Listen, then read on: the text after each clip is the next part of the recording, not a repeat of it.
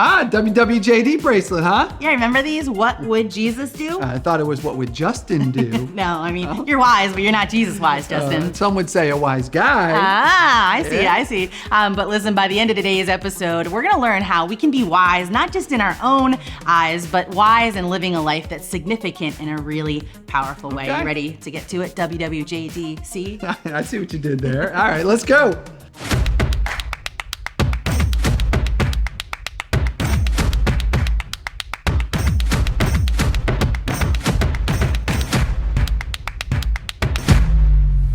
Well, hey everyone, welcome to church. My name's Emily, I'm the pastor for Epic Online, and welcome to Epic Everywhere. This is a church experience really designed to help you grow in your faith no matter where you're at on your spiritual journey. And hey, while you're hanging out with us, make sure you take time to like, comment, subscribe, and share, and say hey to Justin hanging out in our co-host seat Hey today. everybody, glad to be here. We're glad you're here. It's a big week in Philly this week. It Last is. week for the schools. Let's go. Summer's on the horizon. Graduation's happening. Congrats to all our sorts. graduates out there. Yeah, it's gonna be good. Summer is finally here. Bring on the fun. It is. Are you guys doing anything fun to get the summer Of kicked off? course, we already started.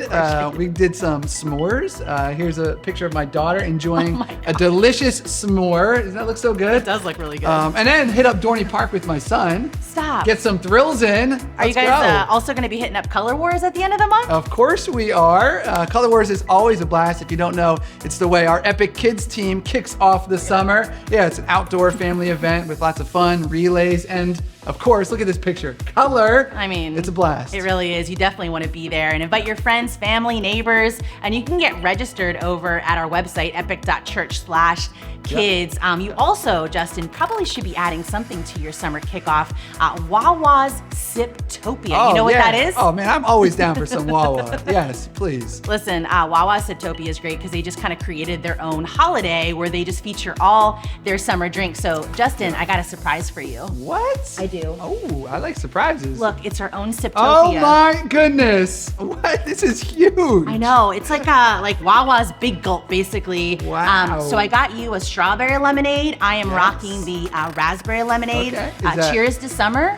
Cheers. Boom. Is that your favorite? The raspberry? The raspberry. Yeah, it's got that tart and the sweet. It's like best of both worlds. Well, let's give it a taste. Okay, here we go. Excuse us. Mm-hmm. Oh, that is so good. That's good. It's so good. It reminds me of the lemonade I had last week, Epic Live. Did you get any? Yeah, I had more than a few cups of lemonade. Man, it was so great. Last week we kicked off our group's signups, and they had a whole lemonade bar outside, and I was like pumping in the mango. It was great. This is delicious as well. Next level, Wawa. We love you. Yes. But yeah, nothing says summer like lemonade, and nothing says summer like groups. And it's a perfect time to get into a group because we're kicking off our summer semester this week. So we're really excited about what that all looks like. Justin, you want to give everybody kind of a rundown on what groups are? I'm going to keep sipping. Oh, it's so good. It's so good. Yeah. Hey, if you're not familiar, groups are 5 to 15 people who meet up throughout the summer. There's all kinds of stuff that you have the options to do. Some people do book clubs. Some people just hang out, tour the city. Some people go out to eat. And some people are meeting up to discuss questions and doubts they have about the Christian faith. Yeah. And so there's all kinds of options. Yeah, a variety of different things. And I love it's a place where you can grow spiritually, but also have a lot of fun, drink a lot of lemonade, whatever you want to do. Yes. Hit up all the Wawas around the city. That should actually be a group. Yeah. And also, it's an opportunity to be able to connect and meet other people, which is just super, super special. So Justin, do you have a group lined up for you? Oh, I do, yeah. And so I'm part of a men's group. We actually meet on Wednesday mornings, but during the summer, we're changing it up, doing something different. We're gonna meet up for some hangouts at people's houses, pull out the cornhole boards, fire up the grills, and just have a good time together. And actually, the first hangout is happening this afternoon, so we got a pool party lined up. Can't wait. Wait, yes. I clearly must have missed my invitation to well, this. It is a men's group, so yeah. It's gonna be good, yeah. Yeah, and I think there's a lot of people that hear about groups and they're like, yeah, that's not my thing. Yes, you're missing out. You are missing out. I mean, don't you want to have fun? Don't you want to have friends, right? That's what groups are all about. And listen, I think we all need some people in our lives that are headed the same direction that we want to go. And so that's what you can find in a group. So come on, jump on in. The water's fine. That's right. And we want to be able to send you the link to get signed up for a group. And so in order to do that, we're going to go ahead and take time to text in.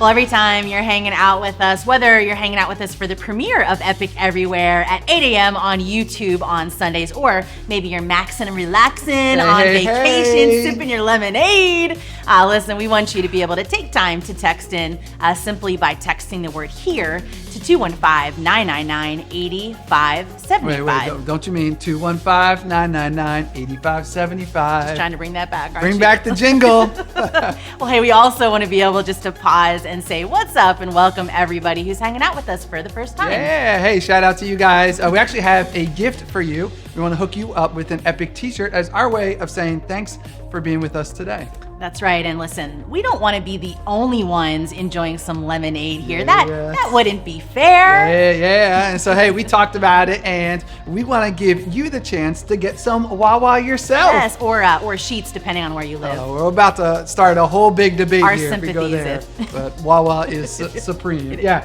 And so here's what we wanted you to do. When you text in, go ahead and text us back your favorite lemonade flavor. I don't know, maybe it's mango, maybe it's peach, maybe it's Raspberry, like Definitely Emily, raspberry. or strawberry lemonade, whatever it is.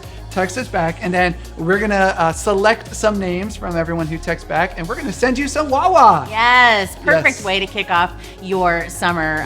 And this is fun. We're having fun today because church should be fun and it should be meaningful, and we believe it really should make a difference in your life. And church really can be a powerful, life-changing experience. In fact, we get to really see time and time again the difference it makes in following Jesus. And so we actually get to hear an incredibly special story about Paul and all that he has walked through and all that's transpired since he's made the decision to follow Jesus. It's really powerful. Yeah, buckle up, because this is going to be a really moving story, and you can see how God really can change someone's life. So let's go ahead and check it out.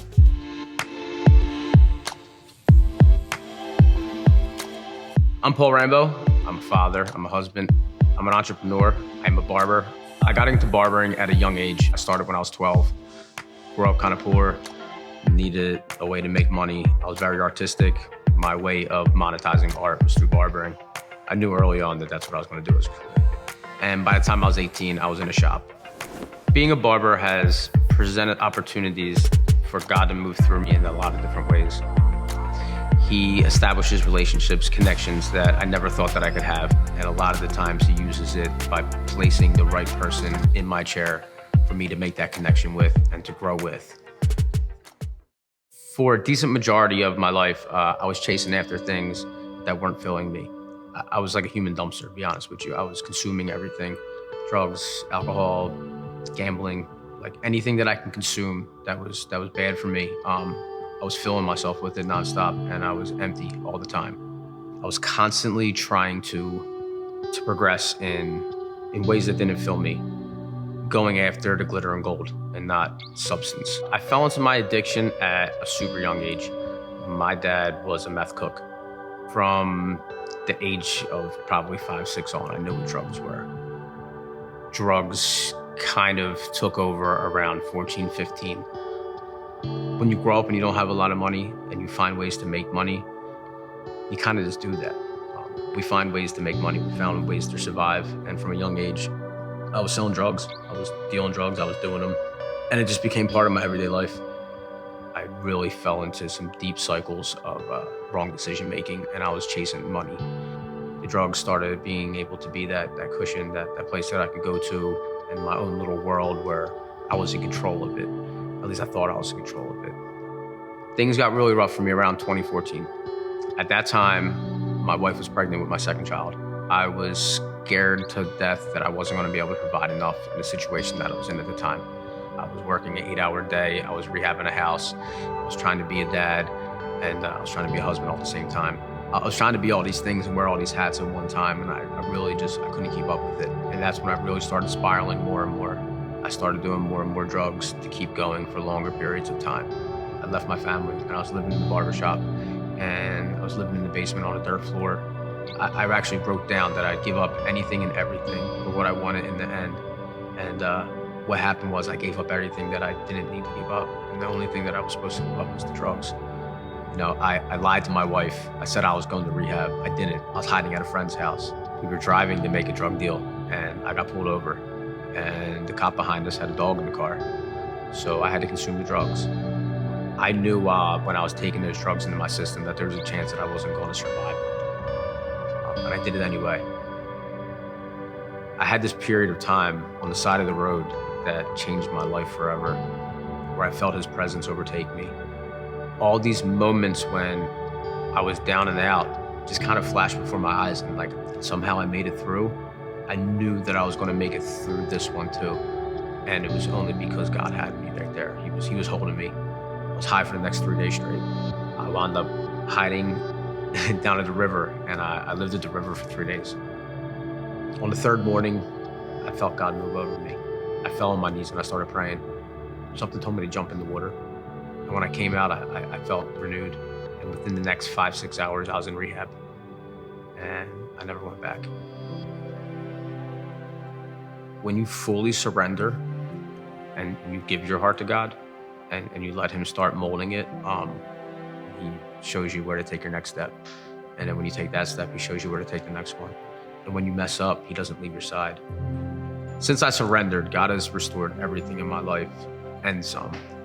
Things that I lost that I never thought I'd be able to get back, God has made a way for that. And he's helped me get them back. It's amazing how many aspects of my life have grown since making the decision. I didn't think I was worthy of having that relationship with God. I thought that I strayed too far. I thought I went too far. I thought I made too many bad decisions. But it's never too late. It's never too late to turn around. It's never too late to ask God for help, and God will always answer and always place the right people where they need to be for you to pull you out. Well, hey, thanks, Paul, for sharing some of your story with us and really opening up and helping us to see some of the ups and downs that life brings, and how you wrestled through questions like this series talks about, like asking some good questions, but really seeing God's faithfulness on display in your life through it all. It's pretty cool.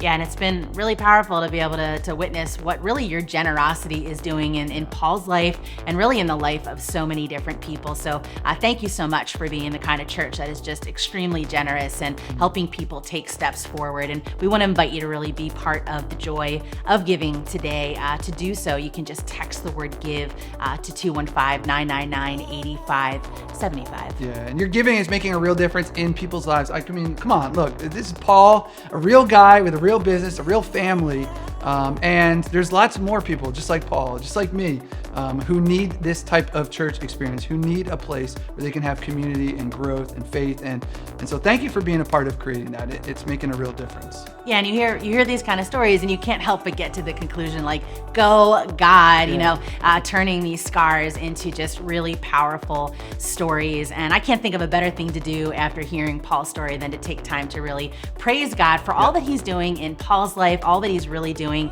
in each of our lives. So in a moment, we're going to go ahead and hear a song from our band, Epic MSC, and then we're going to get to today's message. So come on, let's go ahead and sing.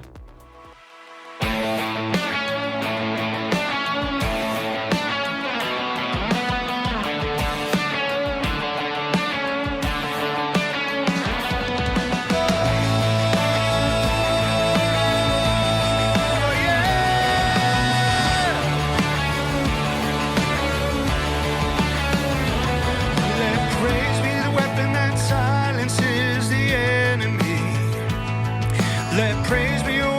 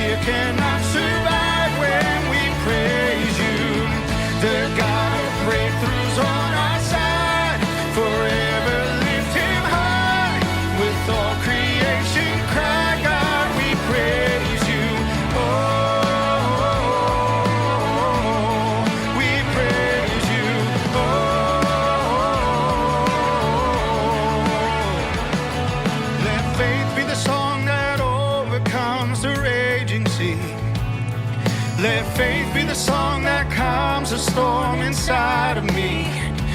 Let it rise. Let faith arise. Let it rise. We'll see you break down every wall. We'll watch the giants fall. For fear cannot survive when we praise you.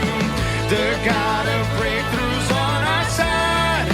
Forever lift him high. With all creation cry, God, we praise you. Oh, we praise you. Oh, come on, sing it up. This is what living looks like. This is what freedom feels like. This is what heaven sounds like. We praise you, we praise you. This is what living looks like. This is what freedom feels like. This is what heaven sounds like. We praise you, we praise you. This is what living looks like. This is what freedom feels like.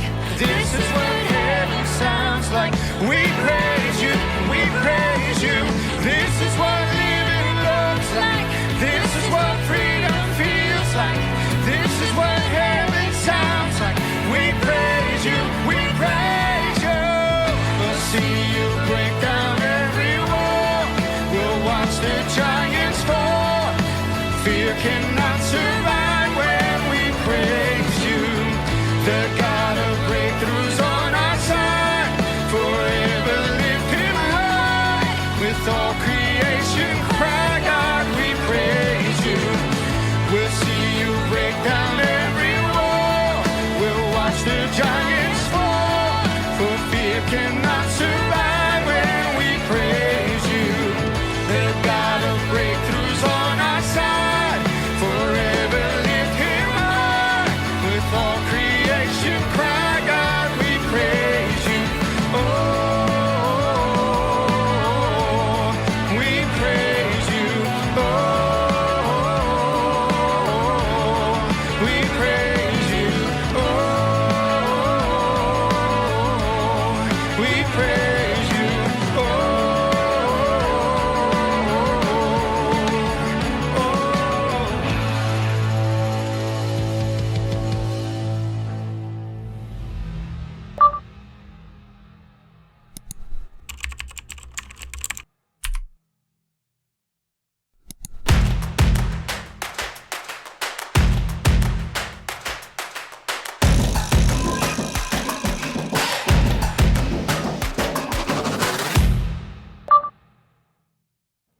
Hey everybody, my name's Kent. I'm lead pastor here at Epic, and I'm so glad you're doing church with us today. Last week, we actually kicked off a brand new series called That's a Good Question. And really, this is a series about the connection between good questions and better decisions.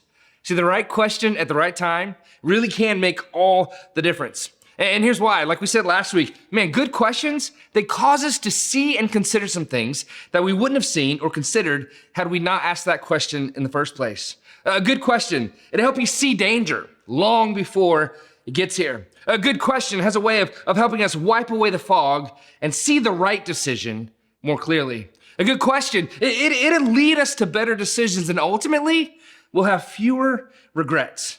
Now, I'm telling you, this is like a cheat code to life. Just learning to ask these questions will help you out so much. So I'm so pumped about what this means for you and what this means for me as we learn these questions and begin to start asking them in our lives. Now, our promise to you is that we're gonna give you these questions so you can just kind of keep them in your back pocket and use them whenever you need them. Now, most of these questions can actually be found in a book called Better Decisions, Fewer Regrets by Andy Stanley. And you should totally check out the book because there's stuff in the book that we're not gonna be able to get to in this series. But you also need to make sure you're here every week in this series because there's definitely some stuff in the series that you can't find in the book. Now in the book, each question actually has its own title. And for example, next week, we're gonna learn about the legacy question. And then the week after that, we're gonna talk about the integrity question. Then we're gonna land the plane on this series by talking about the conscience question. And today, we're gonna kick things off by talking about what I'm calling the God question. Now, all these questions are clarifying. And here's what I mean by that. Like, they all help us see things more clearly. But this question we're talking about today, not only is it clarifying, it's also what I would think is probably the most terrifying. And that's because this is the question that will take you places that will cause you to make decisions that you never thought you would make. But on the other side of those decisions, I promise you'll look back and you'll be so glad that you did. Now, before I tell you what the question is, I need to set it up by telling you something that the Bible teaches and something that we as followers of Jesus believe. Here it is. The Bible teaches that human beings were not created to hold on to or to hoard the glory or the honor or the praise that comes our way. Now, this right here is my son's very first medal. He got it a couple weeks ago after his first season of soccer shots. He walked into my office. He's like, "Dad, look what I got." He was so proud of it. It was really cool. Now, they gave this medal to every single kid on the team, basically for just breathing. I know, ridiculous, right? It's like, what's that about? For our purposes today, this is going to represent the glory, the honor, the recognition, the credit that we receive whenever we do something great.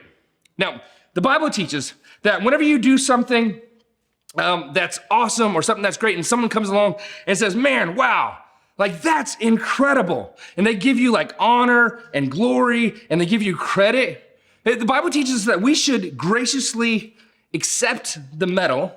We should say thank you, but then we should look for a way to pass that on and not hold on to it. We should look for a way to deflect or pass the glory or pass the credit to someone else. Now, you get this because you know some people who do the complete opposite. And we call them glory hogs. You know what I'm talking about? Like, these are the people who love talking about themselves. And the moral of every single story comes back to how great they are and how awesome they are, right? Like, their kids are smarter. Their thing is better. Their deal was bigger. Like, these are the people who say, "Oh, enough about me. Let's hear you talk about me." You know what I'm saying? Like, they're just, they're incorrigible. And these people, they reach and they grasp for every ounce of recognition that they can get. In fact, they take credit for anything that's good. Like, it feels like anything that ever happened that's good, like it all comes down to them. And the truth is that you can't stand these kinds of people. Really, you hate being around these kinds of people. Now, some of them have actually accomplished some really incredible things, but you hesitate to acknowledge any of it or even give them a compliment because you can't stand the thought of their head getting any bigger than it already is. You know what I'm saying? And what you've discovered is this, that whenever a person receives honor or glory or credit, and then they try to hold on to it and put it on display for everybody to see what I did, see what I accomplished, see what I've done. All of a sudden, that person becomes kind of ugly. Like, even if what they're saying about themselves is true, they're just kind of ugly. Like, it doesn't matter what they've accomplished. If whenever they receive honor or glory, their response is to hold on to it real tight and put it up on display for everyone to see, all of a sudden that person becomes kind of small in your eyes. And we almost intuitively know that there's just something wrong with that. But here's why. It's because you and I were created by God to do amazing things, yes. But we were not created by God to hang on to the glory that comes as a result. And whenever a person does that, there's just something about it that's just kind of off-putting. But there's also a flip side to this. And whenever someone receives recognition for doing something great, and their response is to graciously accept the praise, but then they turn around and somehow it's like they just pass that on to their team, or they pass that on to their support network. Like, we actually look at them and we're more amazed by them because of that, even though they passed that honor to somebody else. Why is that? It's because God created us to do great things, yes, but not to hold on to and hoard the honor and the glory and the credit for ourselves that comes along with doing those things. Now, the reason why Christians believe this is because we know that the ability to do those great things, whatever it is, it didn't come from us. Like, we know where it comes from. It comes from God. Like, all the talent that it took, all the ability that it takes, all the smarts that it takes to accomplish something great, that doesn't come from us. No, we know it comes from God. And so to take all of that credit to ourselves would be to ignore and dismiss the fact that God actually is the one who really deserves it all. Now, a great example of this is Tony Dungy. Tony Dungy was the first African-American head coach to win a Super Bowl. And here's something he said about that experience. He said that whenever he realized that they were about to win the game, it dawned on him that he would be asked about this accomplishment.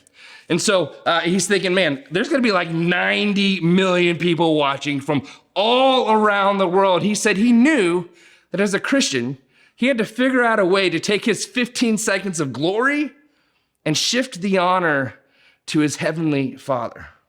And so, sure enough, they win the game. He starts walking off the field, and a reporter runs over to him and says, "How does it feel to be the first African-American head coach to win a Super Bowl?" He looked back and he says, "Great, but I couldn't have done it without God in my life."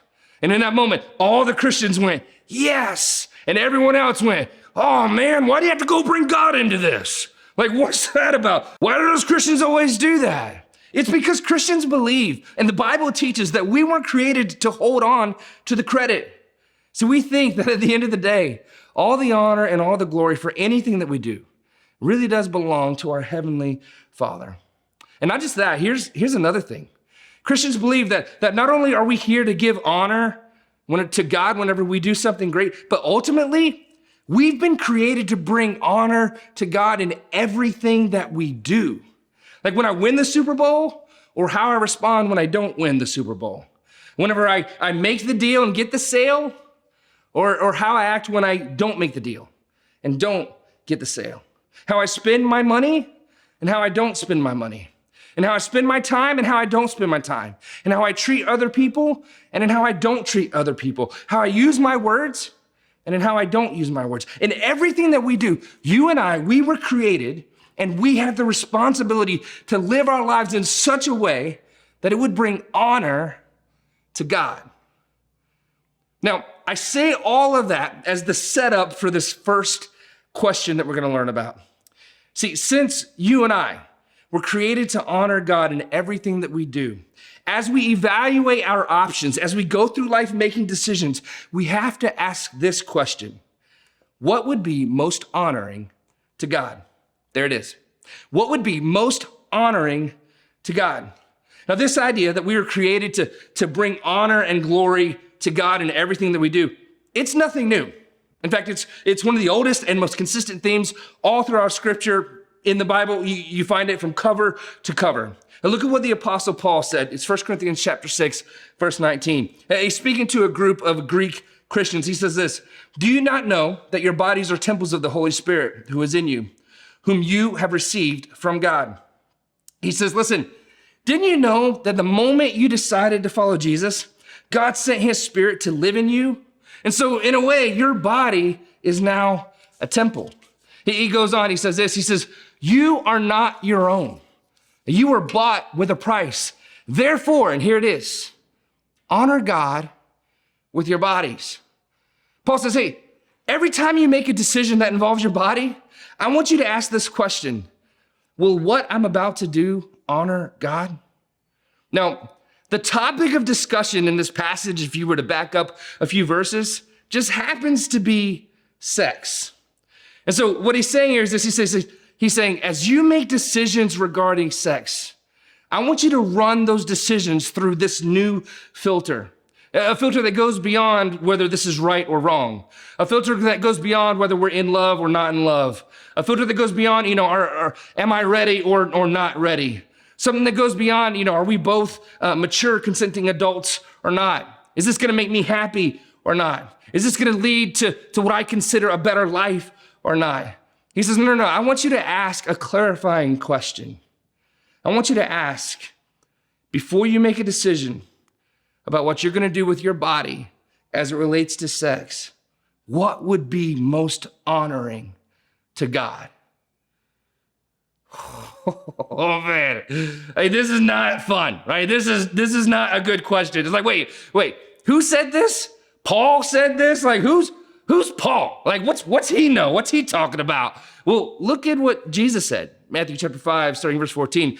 Jesus is talking to a group of his followers, and he says this. He says, "You are the light of the world. A city on a hill cannot be hidden," which is true. Like a city that's on a hill, it can be seen from everywhere. He says, "Neither do people light a lamp and put it under a bowl." He says, hey, you don't turn on a lamp and then put a blanket over it, right? Like, number one, that's a fire hazard. Number two, that's not how lamps work, right? All of a sudden, that lamp would be useless. He goes on, he says, instead, they put it on its stand, and it gives light to everyone in the house. Jesus explaining how a lamp works is almost insulting. He's like, look here, Jethro, let me tell you how this here lamp works. But then he goes on and he says this, verse 16, he says, in the same way that you would light a lamp to light a room, let your light, and in a moment we're gonna find out that your light is actually your behavior. So let your behavior shine before others, that they may see your good deeds and what? Glorify or give credit to your Father in heaven. Hey, Jesus says, hey, now that you've decided to follow me, now that you've decided to make me the king of your life, here's how I want you to begin to live. Like, as you go about making decisions in life about relationships and money and time and education, like every decision that you make, he says, I want you to remember that your responsibility is to live your life in such a way that other people would see the way that you live. And then somehow, some way, something about the way you live would transfer their attention to me. There's just something about the way that you live, something about the decisions you make, something about the choices you make that would transfer their attention to me. And so here it is again. Question number one, what would be most honoring to God? That's the question that gets you there. Now, I'm gonna warn you, this is a dangerous question. Like, if your goal in life is comfort and convenience, then you're better off just avoiding this question altogether, right? Because this question, it'll take you places that most people are just too selfish and far too scared to go. It'll lead you over lines in terms of your devotion to God and in terms of how you love the other people around you that are culturally uncomfortable. See, this question is the reason why some people will pass up a promotion so that they don't have to travel and can spend more time with their family. Like, this question is the reason why some people would decide to walk away from a successful career and a bigger paycheck so they can do church work, something that they know is eternally meaningful. This question right here, like what would be most honoring to God, this is the reason why some people will actually reduce their standard of living so that they can be more generous and give away more of what they've been given. Like, this question is why so many incredibly gifted professionals in our church, musicians, artists, engineers, architects, lawyers, handymen, teachers, business owners, would give their time to serve and volunteer at church, to set it up. Some of them getting there at 6 a.m. to help make this thing happen when we're live in person. Or serve every Sunday in the chat, being a host. And you're like, well, I mean, that's just kind of weird. I know, but that's the kind of thing you begin to do when you start asking this first question. It's why people who are in very, very, very difficult marriages, the kind of marriages that most people would say, man, you should have opted out of that a long time ago. It's why people will decide to stay and fight for the relationship. Like, even though everybody said there's no hope, even though the counselor said there's no hope, right? And they would love to take that counselor's very expensive advice because they paid for it. But whenever you ask that question, what would be most honoring to God? There's just something that tells you, oh, no. I gotta stay, and I gotta fight a little longer. This is the reason why teenagers and college students and young adults and singles would decide that sex isn't for ready people or mature people, but that sex is for married people. Are you kidding me? That's an archaic idea. Like, who in the world believes that? We start asking this question, it'll take you there. See, this question is the reason why people who've been hurt deeply by others would actually choose to forgive. Like, why in the world would you forgive them? If you forgive them, you're just letting them off the hook. Like, what's that about? Here's the reason. It's because I can either hang on to my anger and my bitterness, or I can realize that they can never pay me back for what they took from me. And I can just choose to forgive them like God has forgiven me. What's more honoring to God? This question is the reason why people would give 10% of their income back to God. 10%? What? And do you realize how much that is? Like, I make way too much money to be giving 10% of it away. Are you kidding me? What decision would be most honoring to God? Gang, no bones about it. This is a dangerous question. But let me tell you why you shouldn't be so quick to dismiss it. Here's why. It's because even though it's a dangerous question, this is also the question that will draw you into the life that God always created you and dreamed for you to experience. A life that really does honor Him. And this is the question that pulls you out of a world that's dominated by you, and it leads you to a life that has the potential to impact the world around you, even after you're gone. This is the question that moves your life from just successful to actually being significant. You know what I'm saying? Listen, your own glory is too small of a thing to give your life to. And this is something that we don't ever think about very often, right? Like we never think about like whose glory we live our lives for. Listen, whatever you do, don't let it be your own, because your own glory is too small of a thing to give your life to. Have you ever been to a great funeral? You know what I mean? It's the kind of funeral where 4 or 5 people stand up and they say, "Oh, what a life this person lived." And they celebrate a person who knew that life wasn't just about them. You know how at funerals, sometimes they put up pictures out in the lobby, you know?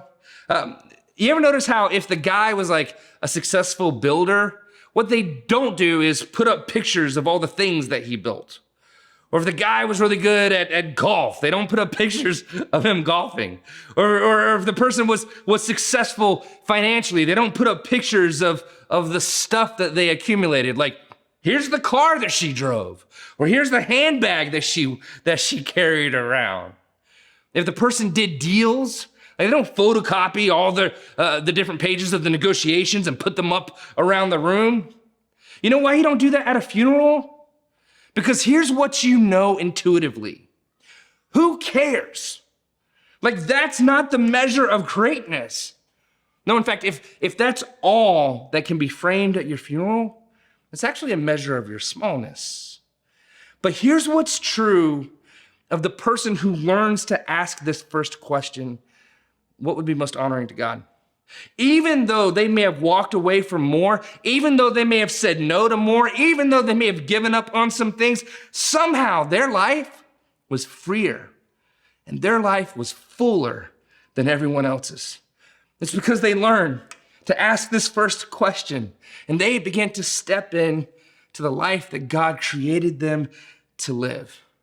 Listen, I think as you follow Jesus, there comes a point where you have to stop asking the question like, "God, what's your plan for my life?" And you have to start asking the question, "God, what's my life in your plan?" Because you know it's not about you.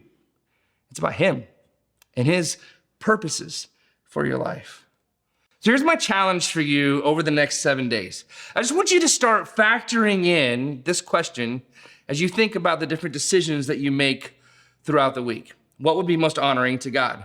Now, I'm not asking you to actually do what would be most honoring to God. I just want you to commit to asking the question. So your conversation with yourself might go something like this: "Oh, I'm about to make an important decision. Let me stop and ask that question. What was it?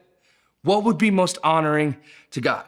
Now, Kent said I didn't have to actually do it, but I'm gonna ask the question. I'm not committing to anything, but let me ask it.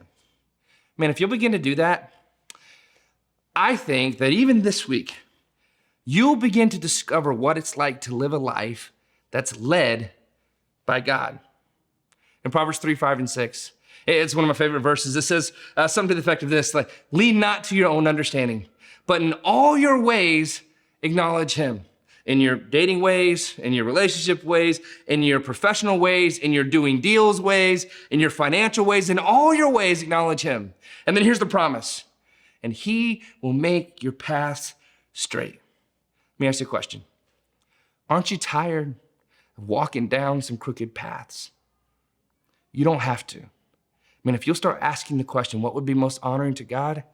His promise to you is that he will make your paths straight.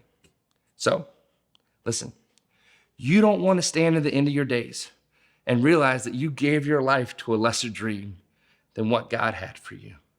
So, ask yourself the question, what would be most honoring to God? Let me pray for you. God, we love you. We thank you so much that you first loved us. I pray you give us the wisdom to know what to do with what we've heard. And God, give us the courage to do it. In Jesus' name, amen. Hey, everybody. See you next week. Well, hey, thanks, Kent, for equipping us with that question. What would be most honoring to God? Yeah, that's a good question. Yeah, that is a very good question. And I hope you're going to take the challenge, the 7-day challenge that Kent talked about, where over the next 7 days, every time you come to a decision point, that you would pause and ask yourself, what would be most honoring to God? So, Emily, are you going to take the challenge? Yeah. Well, let's find out if Emily's going to take the challenge. Let's ask the 8 ball. Is Emily going to take the 7-day challenge? Survey says, my sources say no. No! Emily. I am. Hey, I'm definitely 8 taking. ball doesn't lie. So there you go. Stop. I'm definitely taking the challenge. And you definitely want to tune in next week. In fact, let's go ahead and take a look what's coming up next week. One day, every decision you make is just gonna be part of a story that you tell. And here's what I know.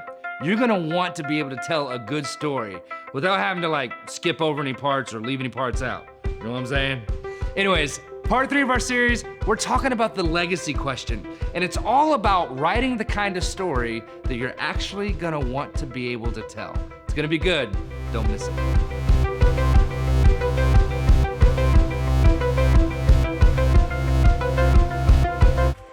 Well, it's going to be a great week next week. And you're teaching, right, Justin? I am. I hope it's going to be good. Yeah, survey says. Come on now. Oh, please. Oh, no. Signs point to yes. Yay! There we go. Well, I hope you join us next week. But we got a couple next steps before you go today, right? Yeah, that's right. Make sure you take a step towards connection and community today by getting into a group. They start this week, so don't delay. Yeah, and hey, make sure that you and your family get registered for Color Wars. Start your summer with some fun and color. So epic.church/kids, go ahead and get registered for that. And get some color in your life. Yes. And make sure you're here next week. We're celebrating Father's Day, so it's going to be special, and we definitely want you to be there. Should you join us for Father's Day, let's consult the 8 ball one more time. It is decidedly so. Yes. Hey. We'll see you next week. See you guys. Well, hey, thanks again for doing church with us today. If you're new, we're glad you're here. I want you to know we do church like this online every single week, and we'd love for you to be a part. Now, if you're local, we have large in-person gatherings at locations in and around the city called Epic Live. It's a full-on party, so check out our website for a location nearest you. Now listen, we'd really love to meet you, so I want to personally invite you to the welcome party. It's an opportunity for us to connect, hear some of your story, share some of ours. So text the word HERE to the number on the screen, and we'll get you all hooked up. Hey, I really do believe that God has an incredible plan for your life, and we just want to do our part to help you discover what that is. Thanks again for hanging out with us today. We'll see you again live or online next week.